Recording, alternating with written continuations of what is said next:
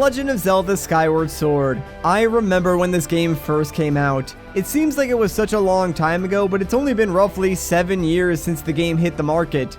Skyward Sword has a bit of a reputation to it though. People love to hate on this game. And don't get me wrong, I'm not exactly innocent of that myself. But today, I want to take a closer look at Skyward Sword. Because I believe underneath everything, Skyward Sword does actually do a few things right. So let's do a deep dive on this otherwise divisive game and examine what it does right, what it does wrong, and more importantly, how it went on to influence the rest of the Legend of Zelda series.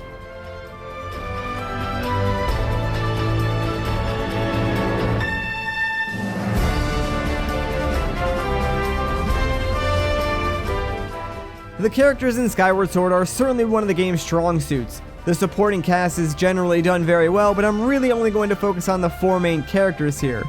Of course, you have Link, the protagonist, who is very expressive and has a wide variety of emotions that he can project to the player.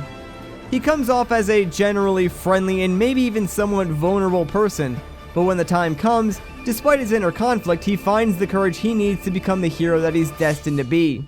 Zelda is also the best she's been in any of the 3D games. The dynamic of her and Link being childhood friends and growing up together works really well because it establishes early on that this is someone you should actually care about.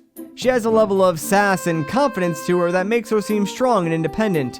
While yes, the ultimate goal of the game is for Link to rescue Zelda, Zelda plays a much bigger role in this game, eventually turning into the goddess Hylia and providing Link with the tools he needs to defeat the ultimate evil by way of a self-sacrifice. Overall, I think this version of Zelda is my favorite, and I wish we got to see a bit more of her in Skyward Sword. Groose is of course a fan favorite in Skyward Sword, and rightfully so. Groose undergoes a rather extreme change from the start of the game. At first, Groose is just a bully, jealous of Link because he has a crush on Zelda. This leads to him intentionally locking up Link's Loftwing and trying to cheat his way to a private ceremony with Zelda at the beginning of the game. However, as the game's story unfolds, Groose becomes less self-obsessed and more interested in helping Link ultimately save Zelda. He finds his place in the world and becomes not only an ally to Link, but a friend as well. His character growth in Skyward Sword was unexpected to say the least, but it was a welcome surprise, and it really shows what Skyward Sword's writing and storytelling was capable of. And lastly, we have Girahim, my personal favorite character in the game. Girahim is more or less the game's main antagonist, right up until the very end that is. From the beginning though, Girahim makes it clear he's just a servant of a greater evil, so that switch from him to demise isn't exactly as sudden as, say, Ganondorf's introduction in A Twilight Princess was. Still, Girahim is brimming with intimidation. He reminds me a lot of the Joker from the Batman or DC universe. Expressive, insane, but still very much a threat, and one that shouldn't be taken too lightly. The way he talks, the way he fights, even the way he does that weird tongue thing that grosses me out, are all reasons why I love Girahim as a villain. I couldn't think of a better primary antagonist if I tried. I really hope sometime soon we get another villain like Girahim in the Zelda series, or at least someone who can stand up to that level of intimidation.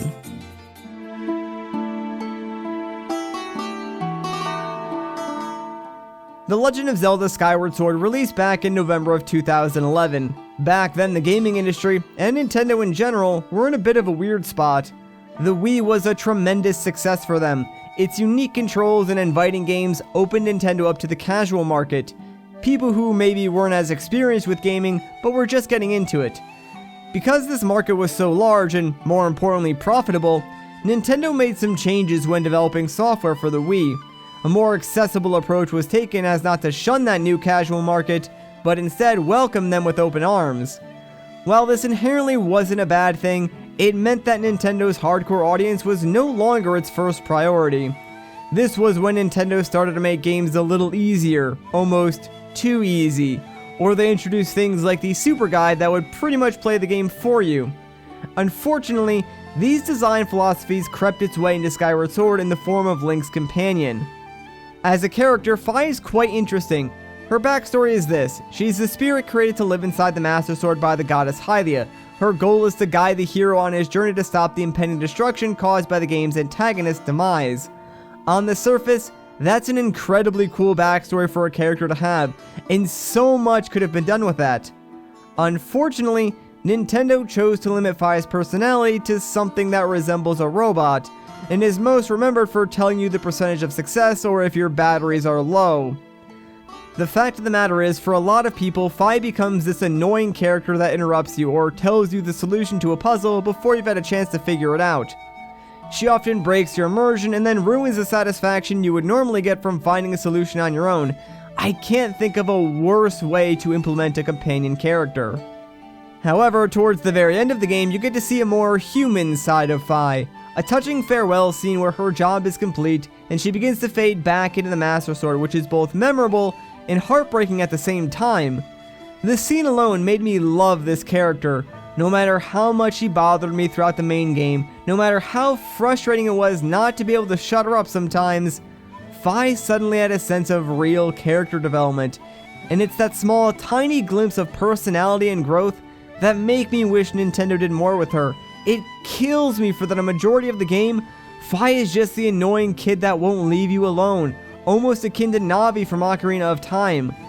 Considering this game released after both Wind Waker and Twilight Princess, games whose companion characters didn't suck, it's tough to really excuse this design choice. You see, I don't hate Fi. In fact, it's quite the opposite. I like Fi so much that I just find it insulting the way she was implemented in Skyward Sword, and how her character could have easily been so much more than what we got.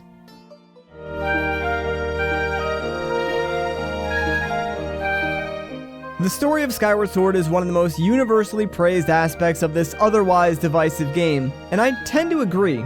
Skyward Sword's plot, while not 100% original or groundbreaking in any way, is told wonderfully, and I know it personally kept me engaged long enough to endure any other annoyances until the very end.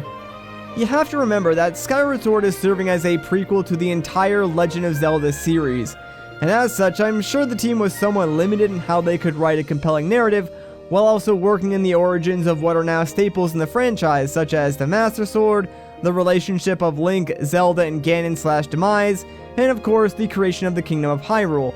In that aspect, it does a pretty good job of setting up the events that have already taken place in other games. What's so wonderful about Skyward Sword's story is that it has a lot of emotion behind it. The characters themselves are so expressive, and it helps that the situations that are presented to you as the player seem dire. Ultimately, you know Link is going to defeat Demise and save Zelda, sure, but you can't help but get immersed in the moment and feel what these characters feel at any given time. Especially when scenes such as the Link and Zelda reunion take place. In this scene, Zelda reveals her destiny along with Link's in full detail, and explains that she must make a self-sacrifice and seal herself away in the past to maintain the seal in the future, and buy Link more time to defeat the Demon King. As all of this is revealed, Link rushes up to try and reach Zelda, but is unable to get to her before she begins to enclose herself. So instead of this grand reunion we've been promised, we see the visual of our hero, the one who we've helped grow along this quest, just helplessly pounding away at this amber-like enclosure. Link then hangs his head in defeat for a split second, perhaps even shedding a tear off screen over the fact that his best friend is now trapped in the past. Or the aforementioned scene when Fi returns to the Master Sword. This scene is essentially her death. After completing her duty of helping the chosen hero on his quest, Fi asks to be returned to the pedestal inside the sacred grounds so that she may enter a sleep with no end. It's this very scene where Fi's otherwise cold and robotic demeanor is dropped, and you can see just a tiny bit of personality peering through. It's this unexpected 180 that really resonates with me every time I see it. At this point, any grievances Fi may have caused me were forgiven, and I actually felt sadness as I was watching her say goodbye. It's moments like these that stick with you in Skyward Sword and make it worth at least one full playthrough. The moments I listed are among the best for sure, but there are plenty other memorable moments within Skyward Sword that I find it hard to criticize. Sure, it's not the most original and it might even be cliché to some extent, but it's still one of the best parts of the game, and it might even be the best story that a Zelda game has ever told.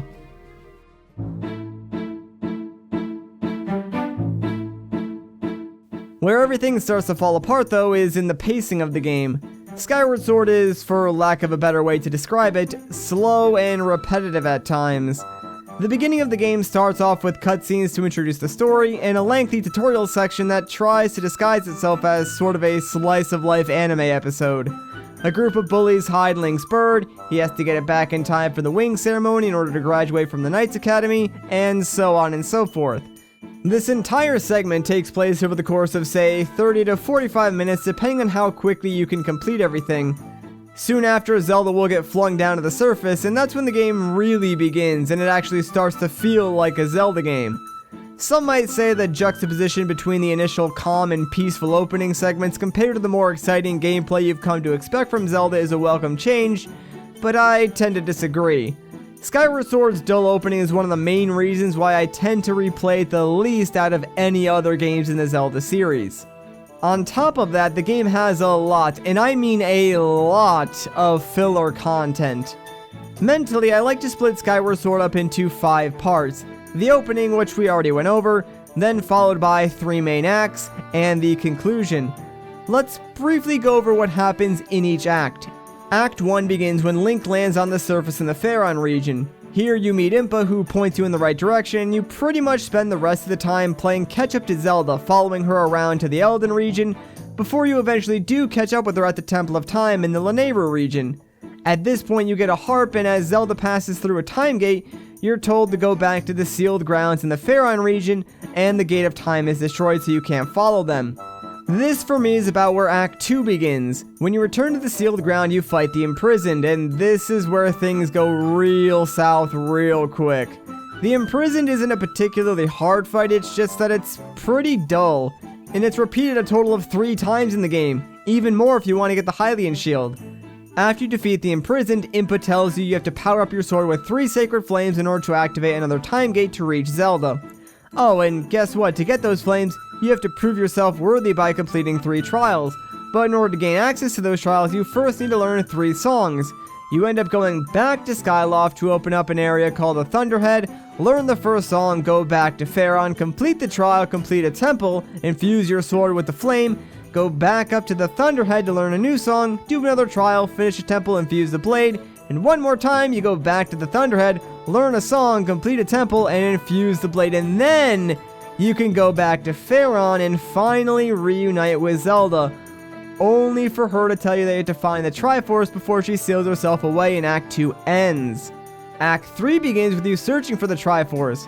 How do you get the Triforce, you might ask? Well, it's simple. Just go back to the previous 3 regions, do a bunch of filler tasks to prove you're worthy to these dragons, learn part of a song, and then play it on Skyloft to activate another Silent Realm-like trial, and then upon completing that, gain access to another temple, and inside is where you can find the 3 pieces of the Triforce, and move on from Act 3 to the conclusion of the game. Even if you don't think that sounds bad, when you play it for yourself, you end up just feeling like each thing standing in your way isn't a quest to be completed and rewarded for, but a chore that you just want to ignore as long as you can. The fact that so much stuff is reused and the content between all of that ends up being new is mostly nonsense, it really makes you question whoever was in charge of adapting the story to gameplay. I know I just summarized the entire game, but I'm sure there are a few tiny things I glossed over or didn't mention because that's just how this game is. There are just a lot of forgettable little things they include to waste your time. The conclusion of the game is more or less just one giant boss fight split up between Girahim and Demise, and it's actually quite enjoyable. Having to fight through hordes of enemies on your way down to the center of the sealed ground to face Girahim is a pretty cool way to kick off the fight. Once you defeat him, you still have to face Demise, and honestly, the Demise fight is one of my favorite in the entire game. The atmosphere is amazing, and Demise himself can be a bit of a struggle if you haven't mastered the combat. Overall, I think Skyward Sword suffers from a lot of padding. The game can feel like a chore at some points, and the repetitive nature of revisiting the same places over and over again really limits that feeling of excitement you would normally get from exploration.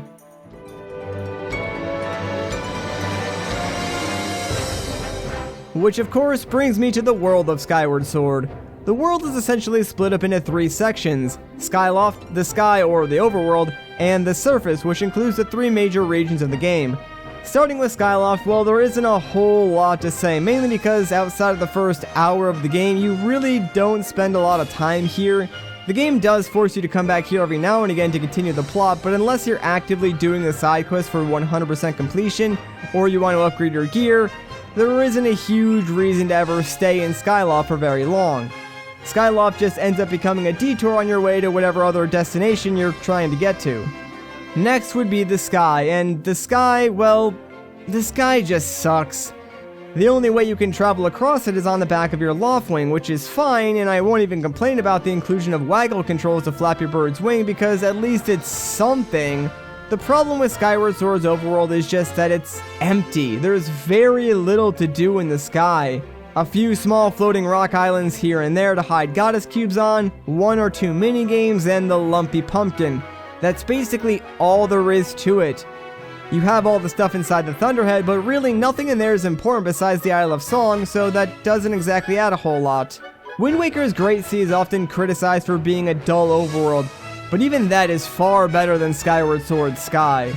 Because it's so empty, it feels unfinished, and as a result, it's just boring because there is nothing to explore or discover. And lastly, you have the surface. Skyward Sword splits off the surface into 3 different regions: Faron, Lanayru, and Eldin. Because of this, the cohesiveness of Skyward Sword's entire world already feels fragmented and broken. None of these regions connect with one another. In order to go from one region to the next, you have to return to the sky, fly to a specific opening in the clouds, and then descend to that region's surface. It's one of the worst implementations of a game's world that I've seen, and completely opposite of what previous Zelda games have done. Every other 3D Zelda game up to this point has had an interconnected world where it was easy to walk from one side of the map to the other and see everything in between. You were encouraged to travel in any way you wanted, but Skyward Sword just doesn't allow for that. To make matters worse, these areas don't expand or change much over the course of the game. Sure, Faron floods, a volcano erupts in Eldin, and you can explore the vast ocean that was Lanayru in the past, but these are temporary minor things that don't do enough to really make it feel like something new. These are a welcome change, don't get me wrong, but there's still too much of a sense of familiarity to make the entire thing really work. The temples in Skyward Sword are probably some of the best parts of the world. A few of them are more annoying than others, but none of them are particularly bad, and at the very least, they're all unique, so they help break up the repetitiveness of the rest of the game. The only issue I have with them is they're far too simple and linear to beat. You'll probably never get stuck on any puzzle for too long or not know where to go next since your options are always so limited. Overall, every part of Skyward Sword's world has something that just feels wrong about it. If I had the chance to make a few changes, I would probably do the following. Increase the amount of stuff there is to do in the sky. Add more islands with more people, shops, side quests.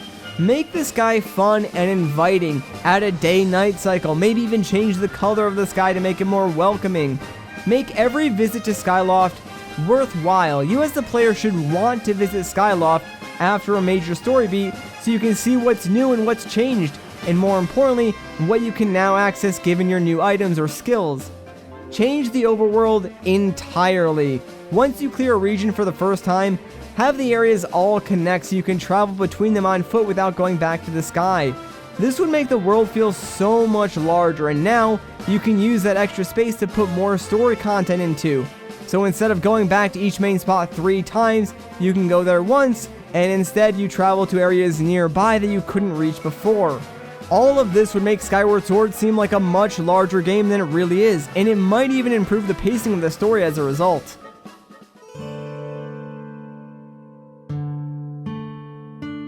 Now, I know I've been giving Skyward Sword a lot of crap, however, there is one area of the game that is near perfect. The game's soundtrack. It's phenomenal, and hands down, still my favorite soundtrack of any Zelda game to date.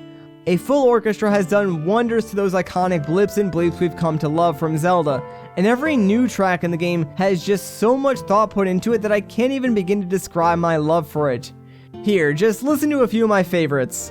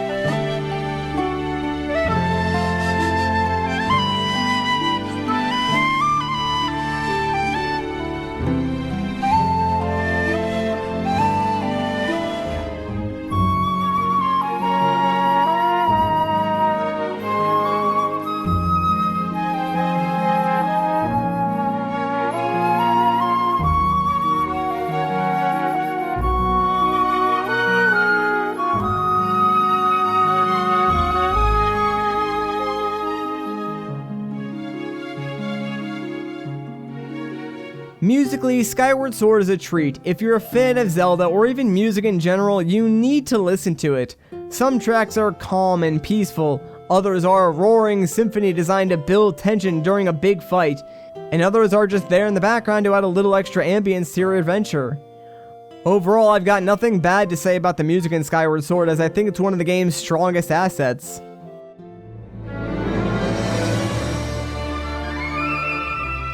At the end of the day though, a game is usually defined by its gameplay. And how does Skyward Sword stack up? Well, if you've played any other 3D Zelda game, Skyward Sword isn't much different. You've got your temples, bosses, mini-bosses, items, and so on and so forth. I guess what really makes Skyward Sword unique is its control scheme. Because the game makes use of Wii Motion Plus, an add-on designed to allow for true one-to-one movement tracking to the Wiimote, a lot of actions in the game make use of motion controls. And for the most part, it's not too bad. Pointing to aim items like the bow is actually a pleasant experience. In fact, I've always enjoyed pointing or gyro aiming when available because of the level of precision that just isn't exactly possible with an analog stick. Blocking also feels pretty nice as you slam out the nunchuck to thrust Link's shield forward, and if you time it right, you get a nice audible thud and the ability to counterattack most enemies. My problem mainly comes with the sword controls. This is the main way you attack in the game, and it just isn't as precise as it should be. Now let me be clear, it works, and you might even be able to go an entire play session without it messing up a single time. But this is a case where good enough isn't going to cut it for me. Controls are the main way a player interacts with the game, and if it's not perfect, it can lead to a lot of frustrating moments where things happen that the player didn't intend. I understand that if you really get into Skyward Sword and do the long, swinging motion the game recommends, you probably wouldn't have too many problems, but that's a hard thing to remember in the heat of battle when you're constantly trying to move fast enough to get past your enemy's guard. There isn't a whole lot to say about Skyward Sword's gameplay. It doesn't exactly break the mold or do anything that wouldn't already be expected from a Zelda game. There's a reason we have the term, the Zelda formula, and it's safe to say that Skyward Sword pretty much follows it to a T. That doesn't mean it's a bad game or that it's uninteresting. At the end of the day, the game is just a Zelda game, and where other entries in the series would have something new or interesting to define it, Skyward Sword just really has its unique motion controls, which is a little sad if you think about it. One last thing I'd like to mention is the enemies in Skyward Sword. They're uninspired to say the least. Each region has maybe 3 or 4 unique monsters, but most of them are just reskinned Deku Babas or Bokublins. The AI on them is a mixed bag as well. It ranges from completely useless to blocking most attacks instantly, so fighting can sometimes turn into like a turn-based RPG where you wait for the right moment to either parry an attack or they drop their guard. It's certainly better than, say, Wind Waker's press A to win combat system, but it's a far cry from Breath of the Wild's implementation of combat, which I think is probably the best in the series. When Skyward Sword works, it works, and you can forget about everything and really get into it, and it's fun. But unfortunately, if it's not the controls, something else will eventually break your immersion. Overall, I like Skyward Sword. I certainly don't love it like some people, but I don't absolutely hate it like others either. I respect what it tried to do and how it impacted the overall lore of the Legend of Zelda mythos, but some of its flaws are just too big to ignore. Its story is wonderful, but the pacing of the game suffers. The music is grand, but the world is bland. Dungeons are fun, but combat can be problematic at times for some players. I think Skyward Sword is a pretty mediocre Zelda game. It's not as terrible as people say it is, and if you love The Legend of Zelda, you should certainly play Skyward Sword at least once, but I don't think I would ever recommend playing it more than once, or even bothering for 100% completion. Besides the story content, there just isn't enough of a satisfying payoff in Skyward Sword to justify it. Even if you absolutely hate Skyward Sword though, you have to give it some credit. Without the outcry and feedback from its players, Breath of the Wild could have been an entirely different game. It seems like Nintendo learned a lot from Skyward Sword, and I think anyone who played it learned a lot too. Anyway, that's going to do it for this video, guys. As always, if you enjoyed the video, a like rating would be greatly appreciated. If you want to see more of my videos, consider subscribing. But once again, guys, my name is Matt. Thank you so much for watching, and I'll catch you in the next one.